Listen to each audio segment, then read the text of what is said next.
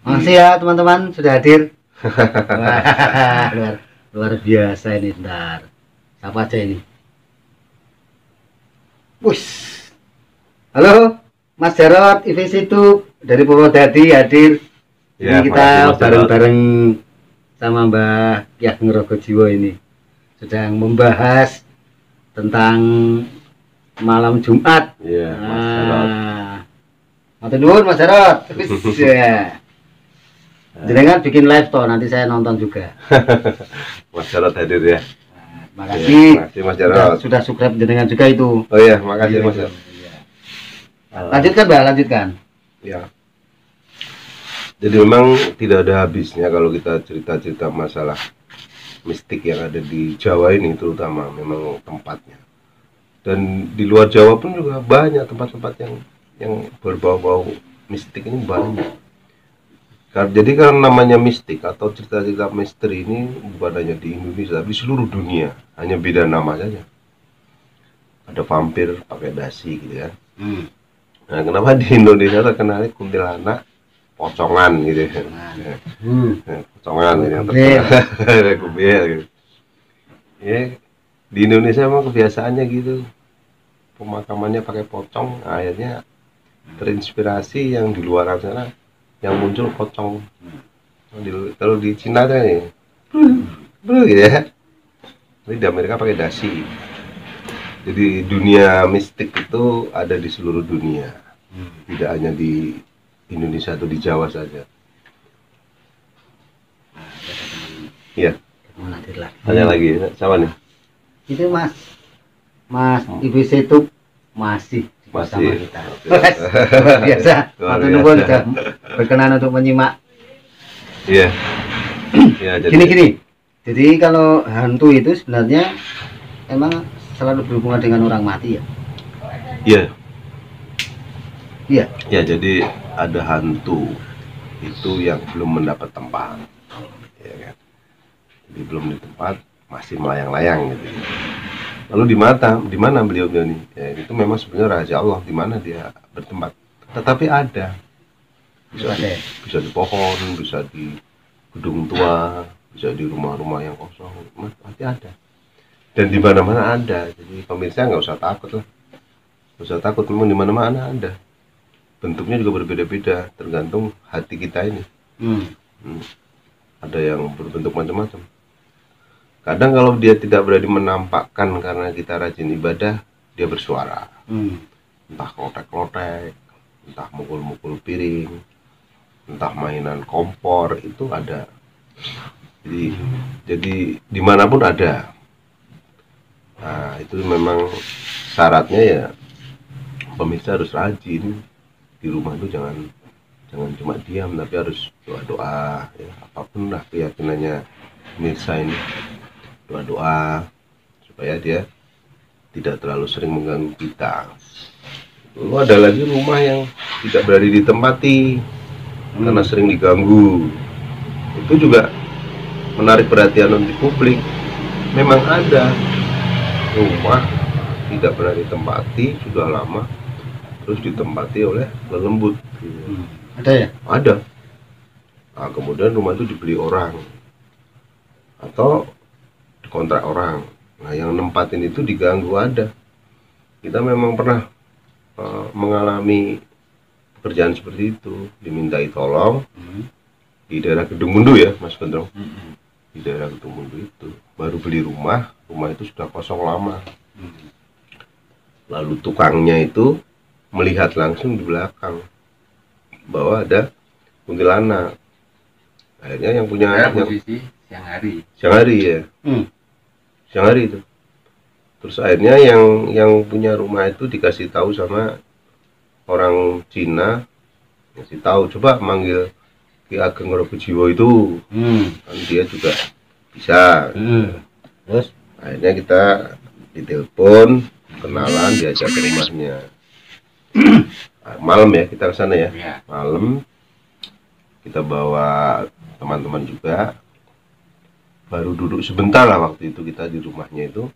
Yang satu tuh sudah kemasukan. Namanya Mas Toro ya, Mas Toro. Kemasukan akhirnya bercerita. Berarti kan ini memudahkan kita. Bukan kita yang sakti, tetapi ceritanya itu di setting apa enggak? enggak, itu asli. Murni ya. Alami. Alami ya di Sendang Guo. Di mana? Sendang Mulyo. Sendang Mulyo. Iya. Itu kita baru masuk, si tim kita itu asli, bukan settingan, itu kemasukan. Nah, dari kemasukan itu lebih mudah sebetulnya kita untuk bertanya-tanya. Akhirnya kita tanya, sinten mbah, aku wis winning gini. Dia bilang gitu. Memang itu budi, aku neng kamar buri. Niki kan ngeten mbah, niki tadi ditempati. Mbah ini sakit kayak pindah. Aku mau pindah, aku sekadung winning gini.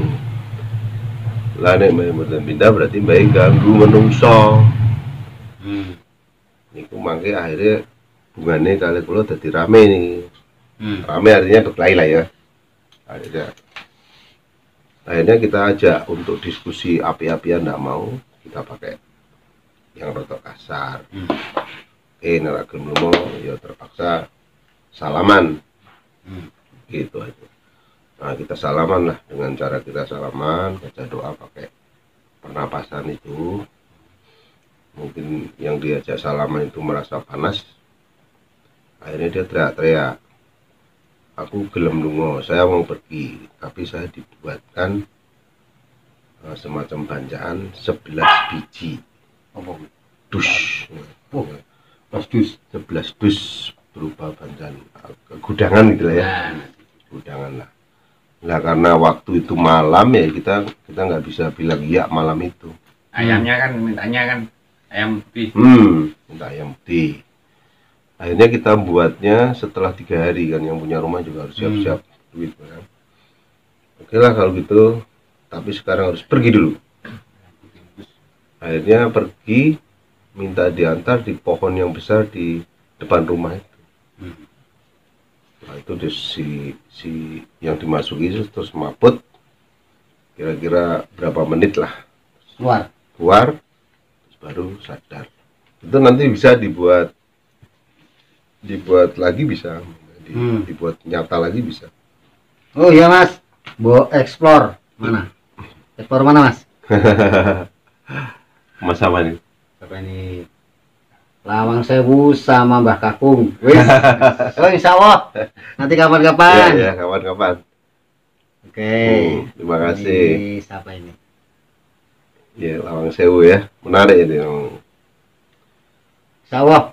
Nanti kapan-kapan kita akan ekspor Lawang Sewu. Iya, Lawang Sewu itu. Kalau malam bisa itu Lawang Sewu. Bisa. Jadi kebetulan izin dapat, jadi kita bilang sama yang jaga bisa di depan. Itu sampai malam kok, Lawang Sewu. Jadi tadi masnya bilang masalah Lawang Sewu ya.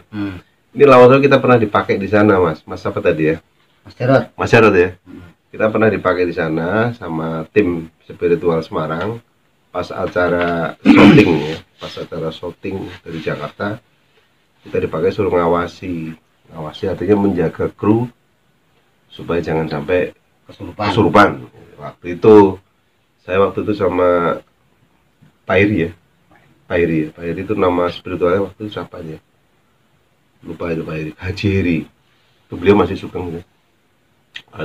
Ternyata memang benar, kita masuk ngawasi itu ternyata benar, mereka masuk ke dalam tuh rasa bau amis. Ya. Ini secara ilmiah kan orang sudah terpengaruh dengan bau itu sudah pusing, memang benar. Kita pun orang-orang awam masuk ke sana kalau dengan bau-bau yang anyir itu memang pusing. Tapi kan Lawang Sewu itu kan bukan penjara. Memang bukan, tapi menurut sejarahnya itu untuk pembantaian. Jadi setelah Jepang masuk itu di sana untuk penyiksaan yang di bawah itu. Makanya baunya anyir darah itu. Yang di bawah tanah aja. Yang di bawah tanah itu. Ya kalau yang ngurusi sekarang PJK itu. Iya. Memang ruangan di bawah tanahnya masih. Saya sempat masuk ke bawah juga, memang baunya tuh anyir. Terus yang ke atas tuh kayak papan itu. Yang atas kayak papan. Oh iya, atas itu banyak burung walet di atas. Itu memang baunya memang anyir, jadi Kalau untuk tempatnya secara ilmiah bersih, sudah sekarang dirawat bagus oleh pemerintah daerah, itu bagus, bersih. Sehingga kalau masuk sekarang bayarnya 15.000 atau berapa? Jadi kalau wartawan gratis ya? Wartawan gratis. Bilang kita mau liputan itu gratis ya? Wartawan gratis. Tempat-tempat kayak gitu gratis karena kita dianggap untuk meliput. Gratis masuk untuk media, semua media.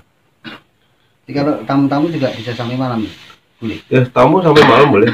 Sekarang bisa sampai malam. Sampai jam 9 nggak bisa 10 masih bisa. Karena rame terus di sana itu, di Tugu Muda itu rame terus. Nah ini konon di apa?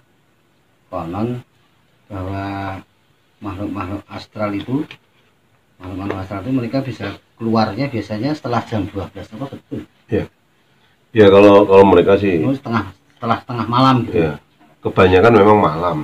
Tapi yang sore-sore ya banyak juga. Ada juga? Ada. Makanya kan zaman dulu gitu kan, nenek-nenek kita kan bilang, kakek nenek kita, maghrib mulai gitu. Cuma tuh iki maghrib sandikala gitu kan orang Jawa itu. Iya.